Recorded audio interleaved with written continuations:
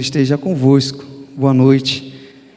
Eu gostaria de agradecer primeiramente a Deus por essa oportunidade de poder fazer o uso e a menção da palavra de Deus, e também agradecer por esta igreja que tem acolhido a mim e toda a minha família aqui em Três Corações.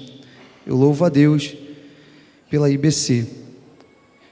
Eu quero convidar os meus irmãos a abrir as vossas Bíblias no livro de Lucas, capítulo 23,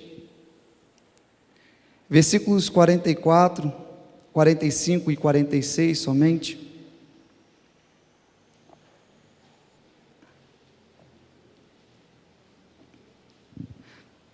Esses versículos, eles servirão para a conclusão da mensagem nesta noite, e pensando eu a respeito dessa semana, que é uma semana que antecede a comemoração da Páscoa. E quantas coisas aconteceram na semana da Páscoa? Quantos acontecimentos? Quantos personagens citados durante toda essa semana até a crucificação e posteriormente a ressurreição de Cristo? É sobre isso que eu quero conversar com os meus irmãos nesta noite.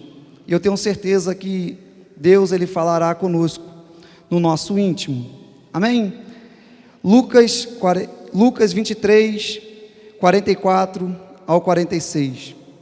Já era quase meio-dia, e escurecendo-se o sol, houve trevas sobre toda a terra até as 3 horas da tarde.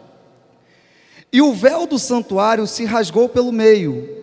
Então Jesus clamou em alta voz: Pai, nas tuas mãos entrego o meu espírito. E dito isto, expirou. Senhor, obrigado pela tua palavra. Usa-me, Pai. Ó Pai, que possamos estar com os nossos ouvidos atentos para sentir e para ouvir, Pai, aquilo que o Senhor quer falar conosco nesta noite, em nome de Jesus. Amém. Como eu falei, a semana que antecede a morte de Jesus é uma semana que acontecem diversos fatos, e esses fatos eles são narrados nas Escrituras Sagradas. E dentro desses fatos e dentro dessas ações aparecem diversos personagens. E durante toda essa semana,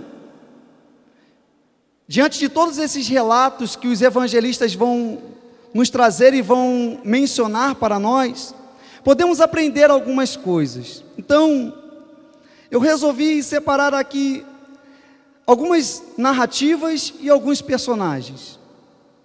E o primeiro personagem que eu gostaria de citar aqui nesta noite são os personagens, melhor dizendo, são os religiosos. Eu lembro que quando eu me converti, uma coisa que o meu pastor ali sempre pregava, que onde Jesus passava, as coisas não ficavam da mesma maneira. Onde Jesus passava, Jesus ele carregava multidões. E as próprias Escrituras Sagradas, ela nos aponta isso. Porque quando Jesus Cristo ele começa o seu ministério, e o seu ministério de fato ele se inicia no seu batismo no Jordão por João Batista, e pela confissão do próprio João Batista, que a todo momento dizia: eu não sou o Messias, mas virá um após mim, que eu não sou digno de desatar as sandálias dos seus pés. Eu sou aquele que vim preparar o caminho para o Messias. Eu, na verdade, vos batizo com água, mas virá um após mim que batizará com o Espírito Santo e com fogo. E quando Jesus vai em direção a João Batista no Rio Jordão para pedir o batismo, João Batista, ele aponta para Jesus e faz uma confissão que vai mudar Israel. Ele aponta para Jesus e diz: eis o Cordeiro de Deus, que tira o pecado do mundo. Esse que vocês estão vendo chegar, é aquele pelo qual eu disse que não era digno de desatar as sandálias dos seus pés. É esse que vai remir Israel. é esse que vai salvar Israel. E a palavra de Deus, ela é bastante interessante, que João Batista, ele tinha diversos discípulos, e quando ele faz essa confissão, alguns dos seus discípulos o abandonam para serem discípulos de Jesus. E Jesus, ele começa a sua caminhada, e essa caminhada é uma caminhada que vai trazer uma grande mudança para Israel, porque Jesus, ele prega de maneira diferente dos religiosos, ao ponto de Jesus pregar e as pessoas dizerem: o que é isto que este homem está pregando? O que este homem prega é algo diferente, ele prega diferente dos religiosos. Que doutrina é esta? Ele prega como se tivesse autoridade, e de fato, Jesus, ele tinha essa autoridade, e essa autoridade na sua pregação, com eloquência, fez com que muitas pessoas começassem a seguir a Jesus. E Jesus não somente pregava com autoridade, como também fazia diversas coisas, diversas ações. E uma dessas ações era, de fato, curar aqueles que estavam enfermos. E ao praticar milagres extraordinários, curando, multiplicando pães, fazendo uma pesca milagrosa, multidões e mais multidões começavam a seguir a Jesus. O nome de Jesus, ele começa a se espalhar por toda a Judéia, por toda a Samaria e por toda a Galileia. As pessoas estão dizendo: há um homem que está fazendo coisas extraordinárias dentro do nosso estado, dentro do nosso país. Outros diziam, há alguns que até afirmam que esse Jesus é o Messias, é o ungido, é o Cristo, é aquele que vai salvar a todos. Então essa mensagem, ela começou a se espalhar, e ao ponto que ela ia se espalhando, e o nome de Jesus era engrandecido, na mesma medida que o nome de Jesus era engrandecido, na mesma medida que a multidão crescia, a inveja dos religiosos também crescia. Os religiosos a todo momento tramavam contra Jesus, queriam matar Jesus. E na última semana não foi diferente. Aqueles que detinham todo o conhecimento da lei não conseguiam olhar para a pessoa de Jesus e enxergar a luz que ele detinha. Aqueles que detinham todo o conhecimento não conseguiam olhar para Jesus e enxergar nele, por meio das Escrituras, que ele era o Messias que os profetas haviam profetizado.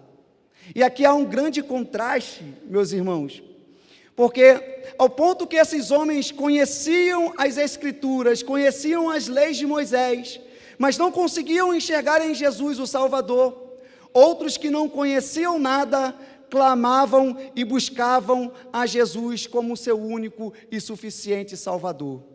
Enquanto esses religiosos detinham o conhecimento, mas queriam matar a Jesus, homens que eram marginalizados, que eram colocados para escanteio, que não era nada na sociedade, clamava à beira do caminho: Jesus, filho de Davi, tenha compaixão de mim.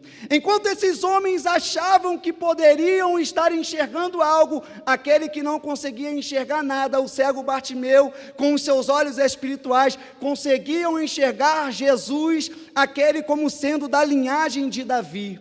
Enquanto uns queriam matar, os religiosos queriam matar, o cego Bartimeu colocou Jesus no seu devido lugar, como o Rei da Glória, como o Salvador de Israel.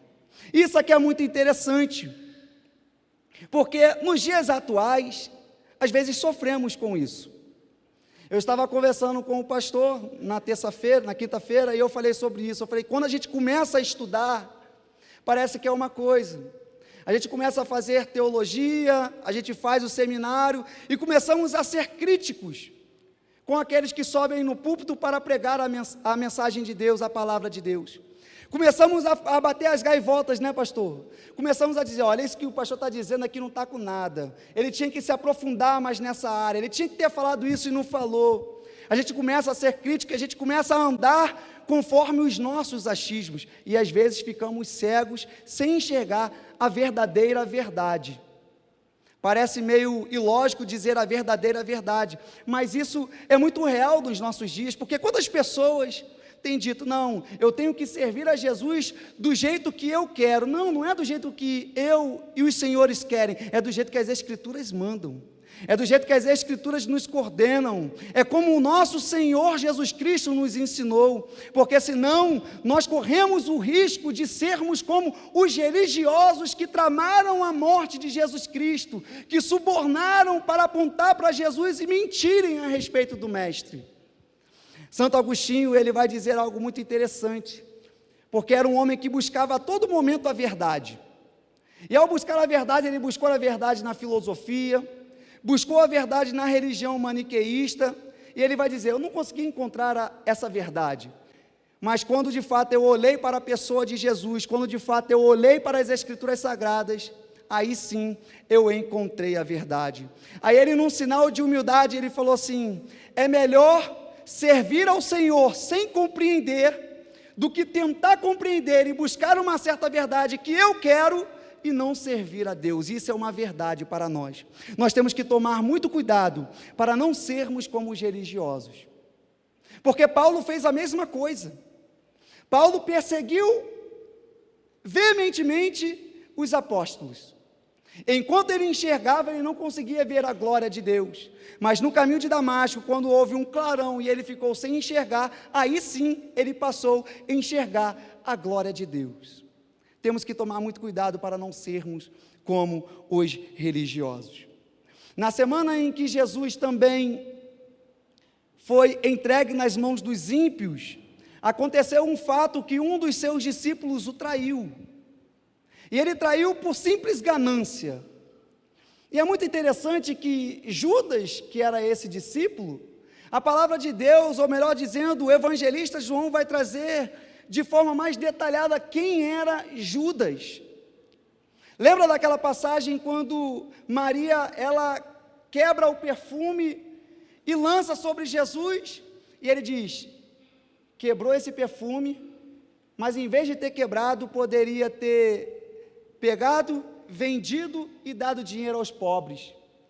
Mas o evangelista João, ele dá uma ressalva, ele explica, olha, ele está falando isso não é porque ele é bonzinho não, é porque ele é ladrão, ele coloca a mão na bolsa da oferta que é dada para o ministério de Jesus. Judas amava o dinheiro, Judas era ganancioso, e isso ficou muito claro na semana em que Jesus foi entregue nas mãos dos romanos, porque ele vendeu com uma informação através de um beijo, ele traiu a Jesus por causa de 30 moedas.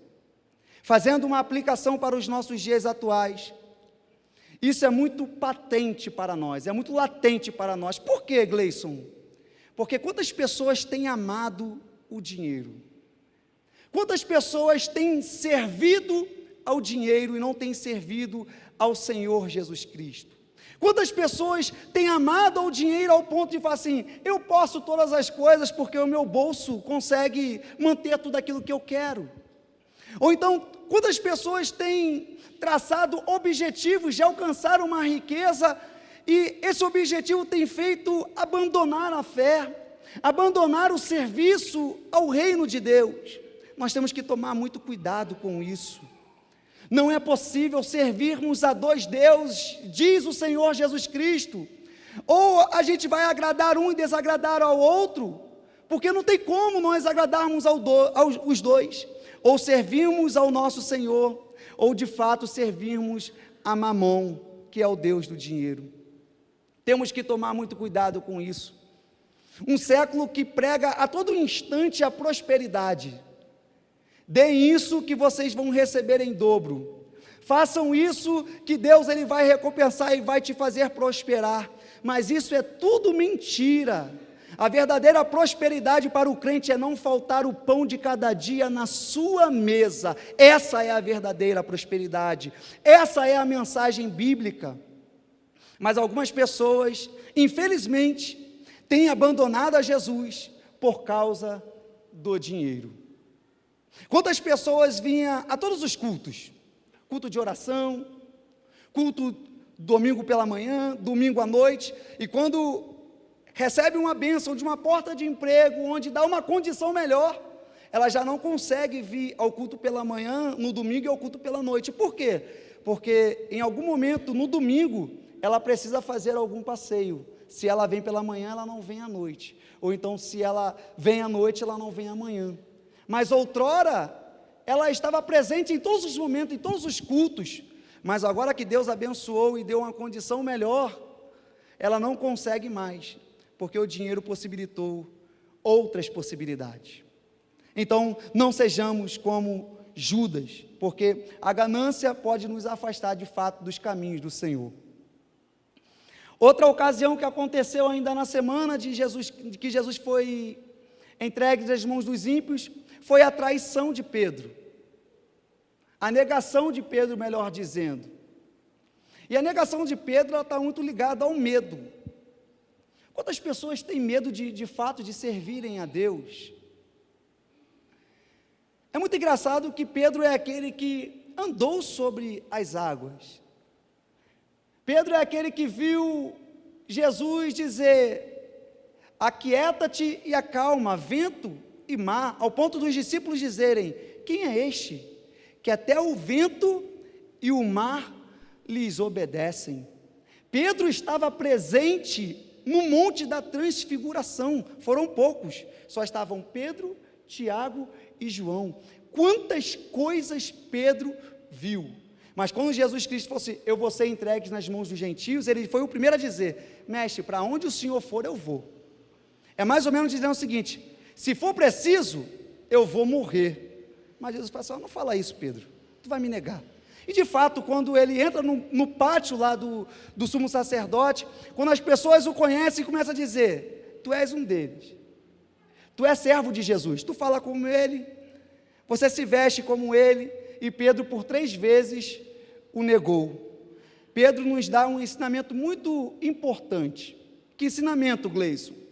É o ensinamento que nós devemos tomar muito cuidado para não estarmos num culto abençoado como este, onde louvores foram entoados, orações foram entoadas, a palavra foi pregada, e a gente sair daqui cheio da presença de Deus, mas quando chega na segunda-feira, a gente deixa de praticar aquilo que Deus ele nos ensinou, fazendo coisas contrárias às ordens e os mandamentos de Deus.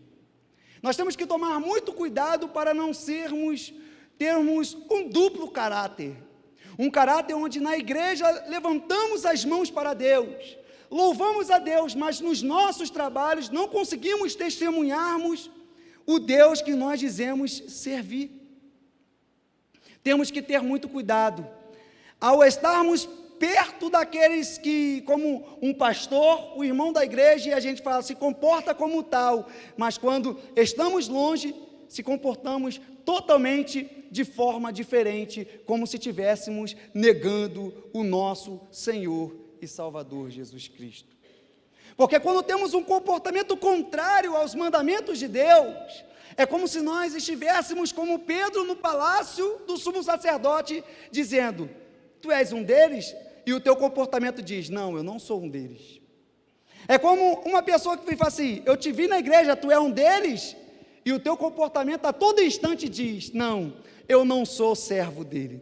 Temos que tomar muito cuidado, para uma hora estarmos andando sobre as águas, e na outra hora estarmos negando ao Senhor Jesus Cristo.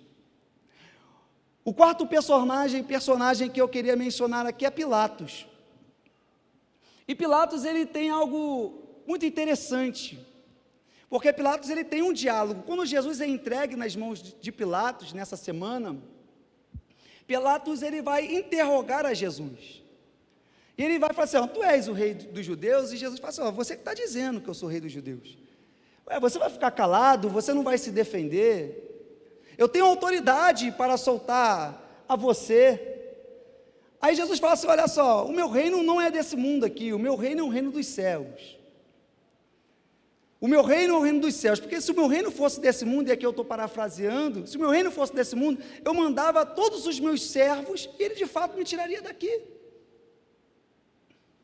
E Pilatos, não vendo qualquer tipo de delito nessa conversa com ele, qualquer tipo de pecado, Pilatos entende que Jesus ele não pode ser condenado. Pilatos ele entende que a justiça a ser feita com Jesus é soltá-lo, não é prendê-lo e muito menos matá-lo. Mas Pilatos ele tinha algo a defender, e que algo é esse? O seu cargo político. Ele tinha temor ao seu cargo político, e o temor ao cargo político de Pilatos fez com que ele não agisse de forma justa.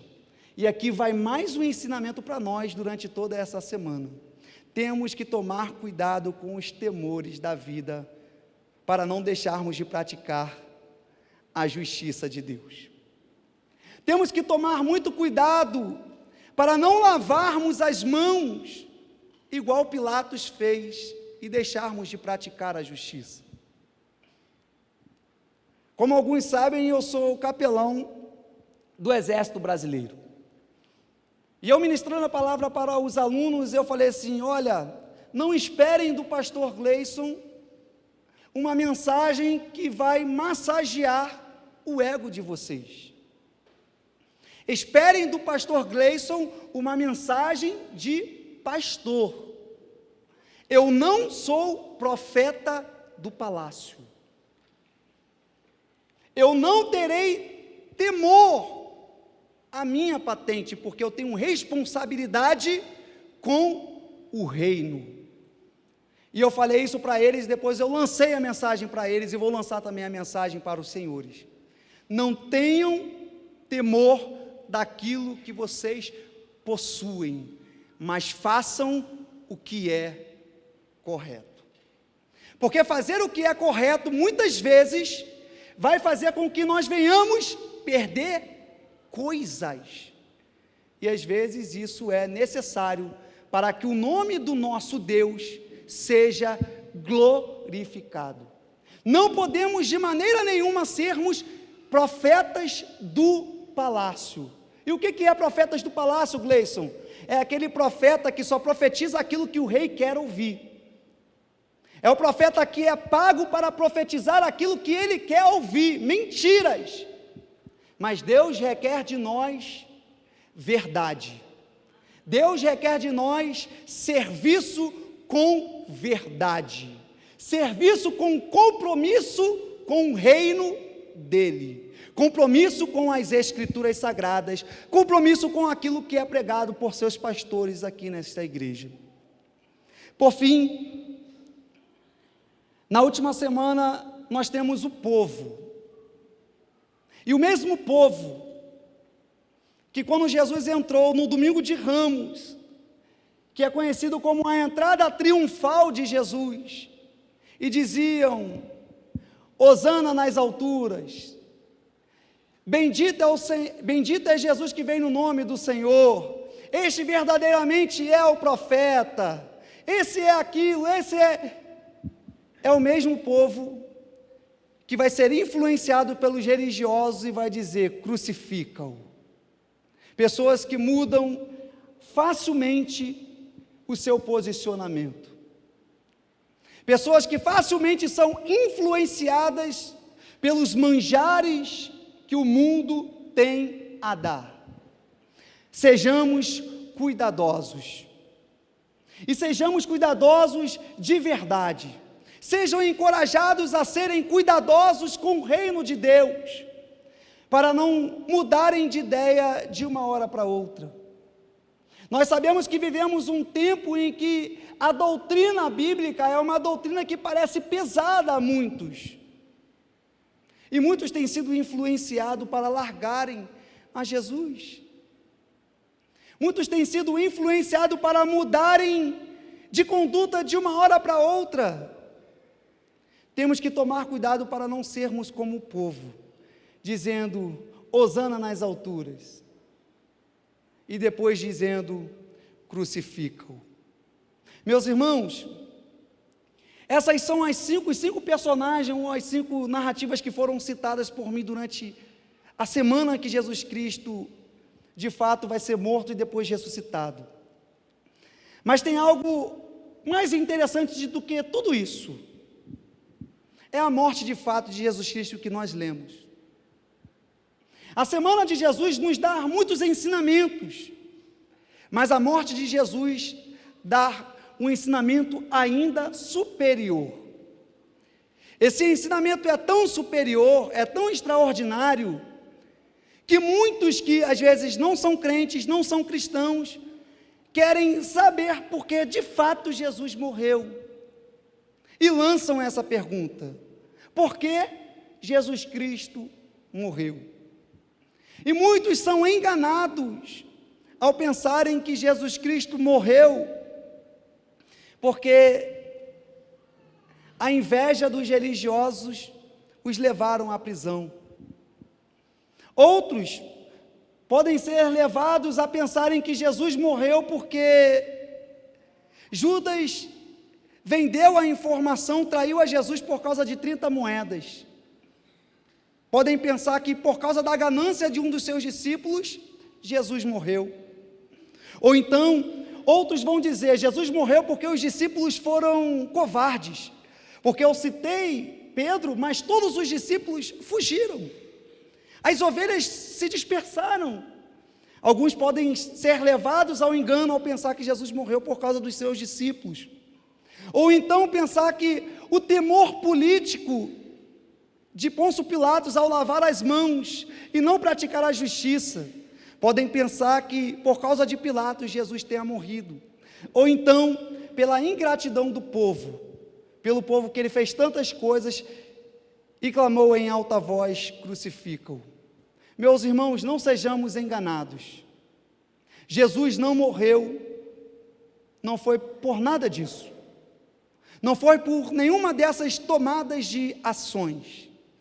Jesus morreu, e você talvez vai se espantar com o que eu vou dizer. Jesus morreu porque o próprio Deus o quis. Jesus morreu porque o próprio Deus o entregou. Não é à toa que João 3,16 vai narrar as próprias palavras de Jesus.